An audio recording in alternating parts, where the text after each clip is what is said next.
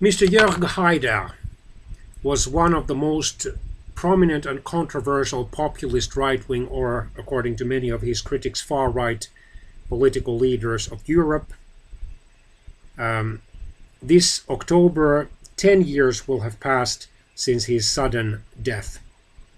He had been born in 1950. He had grown up in Kärnten or Carinthia, the southernmost of Austria's 9 federal states. His parents had been Austrian-German right-wingers or nationalists or both, and he had already, as a teenager, decided to choose the Austrian Freedom Party, which at that time was a small party, usually only receiving about 5 to 6% of the vote in the federal parliamentary elections. Austria at the time was dominated by the socialists or social democrats, and then the People's Party, a basically Christian democratic and center-right or liberal conservative party. He already joined the Freedom Party's youth wing, and after the compulsory military service, he proceeded to study law and obtained a doctorate in laws in the early 1970s. He then became even more politically active, and in 1979 he became the youngest member of the Austrian Federal Parliament's lower house, the National Council, at the age of just 29. At that time, the socialists still had a majority of their own, an absolute majority of their own, in the Austrian Federal Parliament, and their longtime leader, Federal Chancellor Bruno Kreisky, by the way a Jew, but a secular and agnostic one, continued to govern Austria with his cabinet. In 1983, the Social Democrats narrowly lost their absolute majority in the Austrian National Council, and true to his promise, Federal Chancellor Kreisky resigned. His place was occupied by a fellow socialist or social democrat, Fred Zinovats. Instead of returning to the grand coalitions that had ruled Austria from 1945 to 1966, aside from the first 2 to 4 years when even the communists had been in the government, they had been coalitions of the People's Party and Socialists or Social Democrats. Federal Chancellor Zinovats decided to form a so-called small coalition with the Austrian Freedom Party, which at that time was led by a moderate, business-like liberal, very much in the tradition of the West German Free Democrats, Mr. Norbert Steger. While Zinovats became the new federal chancellor, Steger became the vice chancellor or deputy prime minister. Until the spring of 1986, things seemed to go smoothly, although a growing number of Freedom Party's supporters and members were worried about the party's defeats in some lower level elections, that is, state legislative elections and municipal elections. They started to fear that eventually, should it continue its presence in the social liberal coalition in Vienna, the party might even be threatened by elimination from the National Council. Opposition to the moderate party leader, Vice Chancellor Steger, was growing. In the spring of 1986, in either March or April of that year, in the later stages of the Austrian presidential campaign, journalists uncovered compromising information about the center-right People's Party's presidential candidate, Dr. Kurt Waldheim, who had had a long career in the Austrian foreign ministry as a diplomat, culminating in his service as the United Nations General Secretary from 1972 to 1981. In 1971, incidentally, he had also been a presidential candidate, but that time the incumbent socialist federal president of Austria, Franz Jonas, had defeated him. Those journalists had discovered the fact that Mr. Waldheim had been an active member of the Nazi German army during the Second World War, and his tasks had included ensuring that Jews and other so-called subhumans whom the Nazis wanted to exterminate in large numbers would board the vehicles that would take most of them to their deaths. Waldheim at first tried to play down the information, claiming that he was only an interpreter. Then he admitted that he had indeed had such a role, but that he had not had any power. If he had opposed and refused to obey the orders, he would himself have found himself in a concentration camp or some other camp. Be that as it may, Waldheim was able to win the election on the second round in June 1986 over his Social Democratic candidate, Social Democratic opponent, Mr. Kurt Steirer, with about 54% of the vote. In September of that year, the Freedom Party held its party convention, its federal party convention, and voted on its leader, and much to the delight of its right-wing and populist wing, Mr. Haider defeated Vice Chancellor Steger. Just one day after this defeat, the new federal chancellor, Social Democrat Franz Vranitzky, who had succeeded Zinovats in June 1986 because Zinovats had resigned in protest at Mr. Waldheim's election as the new Austrian federal president.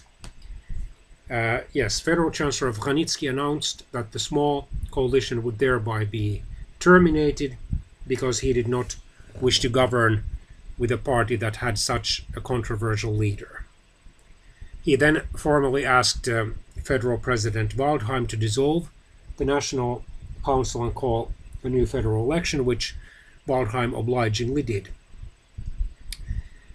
Those federal parliamentary elections were held in November 1986. In them, both the Social Democrats and the People's Party lost ground, while the Freedom Party received almost 10% of the votes and 18 seats out of 183. Already during the next federal parliament's term from 1986 to 1990, the Freedom Party clearly benefited at the expense of the two traditional parties. Haider accused them of corruption and of so-called party membership card politics, also known as the Proports or proportional system, whereby the public sector civil service positions were divided on the basis of the two main parties' balances in the Austrian Federal Council, according to the most recent elections. Mr. Haider claimed to favor the ordinary Austrians, claimed that should he ever become the Austrian Federal Chancellor, he would clean up the civil service of corrupt and incompetent officials. He would institute direct democratic features like binding referendums, which the Austrian Federal Constitution already had but did not encourage. Only if an initiative was signed by a fairly large number of Austrian citizens did it have to be acted on by the National Council, and only the National Council could decide whether the matter was serious enough to be decided by a public referendum or direct vote of the eligible voters. Well, be that as it may, he benefited especially at the expense of the center-right People's Party. The National Council elections of October 1990 gave the Social Democrats the same 80 seats they had had in 1986, but the People's Party suffered a sharp drop to just 60 seats. It lost 17 seats, while the Freedom Party gained 15 seats, rising to 33 seats. Besides, in 1989, the Freedom Party had done so well in the Carinthian legislative elections that with the support of the Austrian People's Party, Mr. Haidar had been elected as the new Landeshauptmann, or governor or state premier. Then, incautiously, in June or July 1991, during a debate in the Carinthian parliament about a measure that would require some form of work service from those who were receiving unemployment insurance, incautiously, Governor or Premier Haidar answered a social democratic provincial legislator or state legislator who claimed that the measure would be similar to that of Nazi Germany or Third Reich. Premier Haidar replied, "No, it wouldn't be like the Third Reich, because the Third Reich had an effective employment policy which not even your government in Vienna, meaning the Social Democratic People's Party Grand Coalition, can bring about." At that time, however, Austria had one of the lowest unemployment rates of continental Europe, probably well under 10%.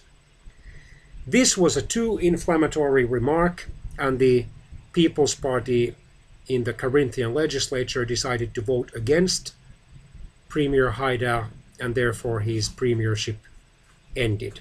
However, a significant proportion of Austrian voters polled after the incident claimed that Premier Haidar had spoken accurately. During the parliamentary term from 1990 to 1994, Austria faced a huge influx of refugees from the former Yugoslavia, which broke up in 1991 and entered a bloody civil war, especially in Croatia and Bosnia-Herzegovina.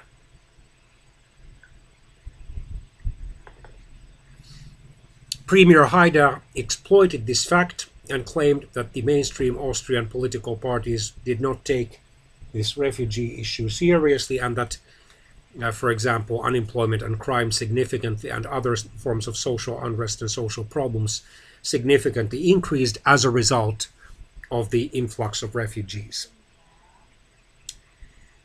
In October 1994, the Freedom Party rose already, if I remember correctly, to 42 seats out of 183 in the Austrian National Council. Okay, yeah, I'm coming.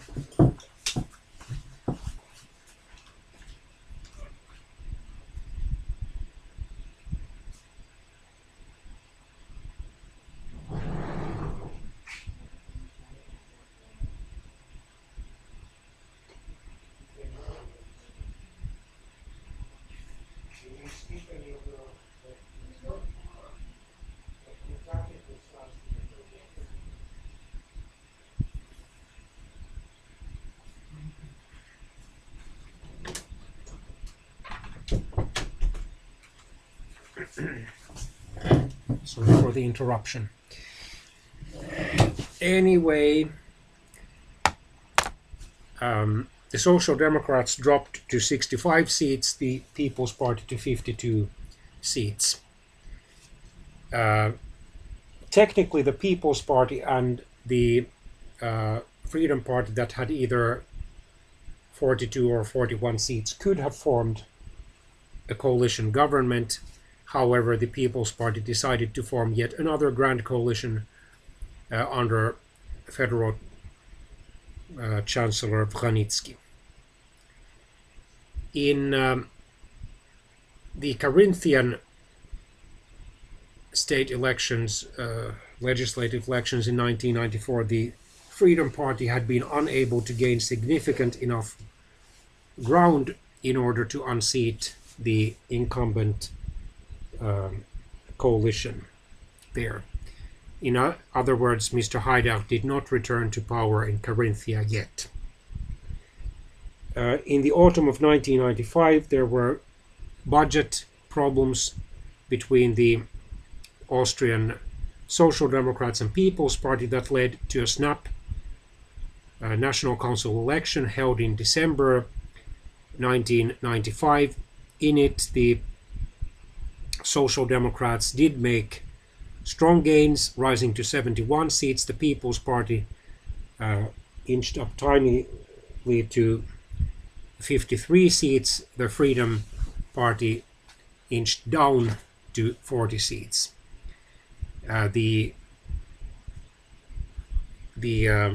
Grand Coalition was revived under Federal Chancellor Vranitzky and then Foreign Minister and Vice Chancellor Wolfgang Schüssel, who was then the People's Party's leader.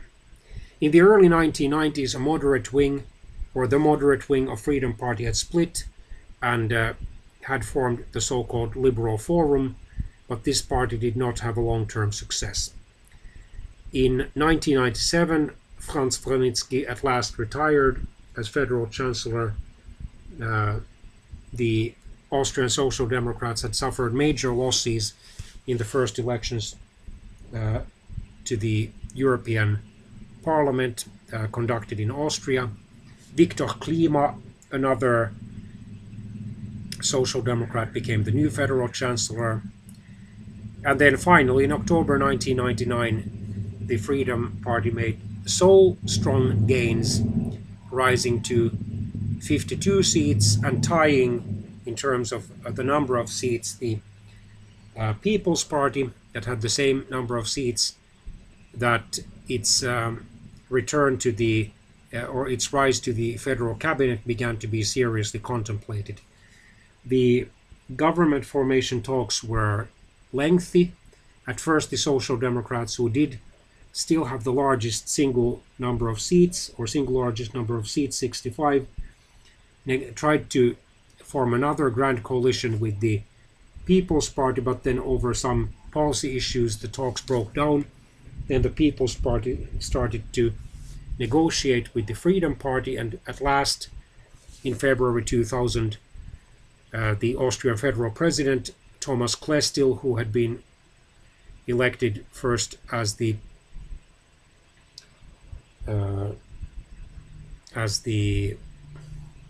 People's Party's presidential candidate in 1992, and then by a large majority re-elected in 1998. Reluctantly, he appointed that government. He, however, made Mr. Haidar, who had become again the Carinthian premier in 1999, sign an accord whereby Haidar promised to respect democracy and uphold democracy and the rule of law. Wolfgang Schüssel became the new federal chancellor. However, the first government was not successful. It broke down already in August 2002 over policy differences, and besides, the Freedom Party had started to lose votes in the lower level elections. The snap elections held in October 2002 gave an unexpectedly large victory to the People's Party, while the Freedom Party lost over half of its support. However, the so-called Black Coalition of People's Democrats and of People's Party and Freedom Party was continued. Eventually, by 2004 or 2005, Haidar and some other members of the Freedom Party broke away from it and established the Alliance for the Future of Austria.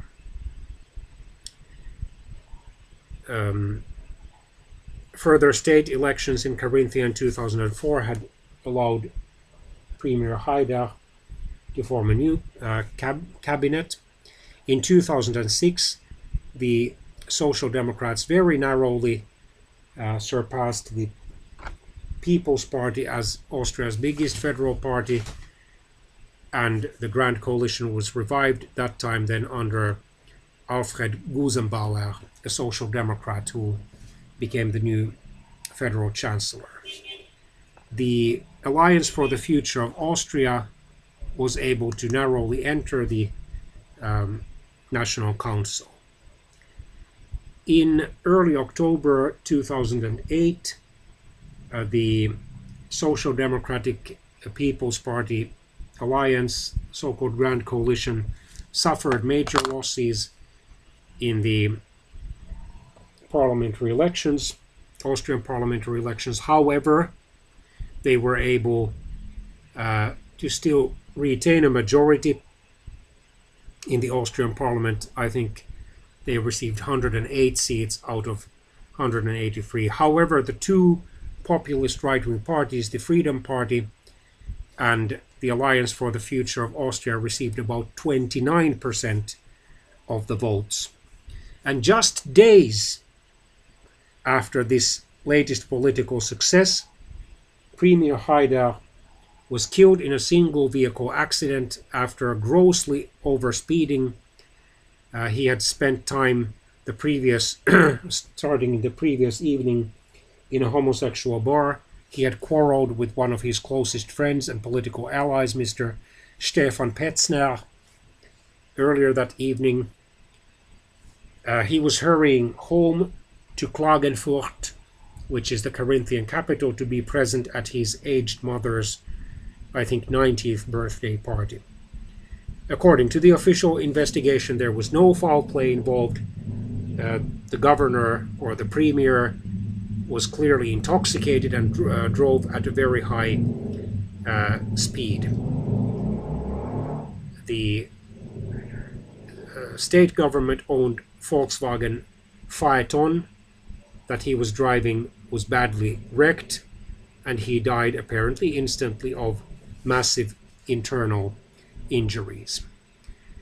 After his death, the Austrian populist right-wing support concentrated heavily on has concentrated heavily on the Freedom Party, while the Alliance for the Future of Austria has faded into obscurity and has dropped or been eliminated from the Austrian National Council.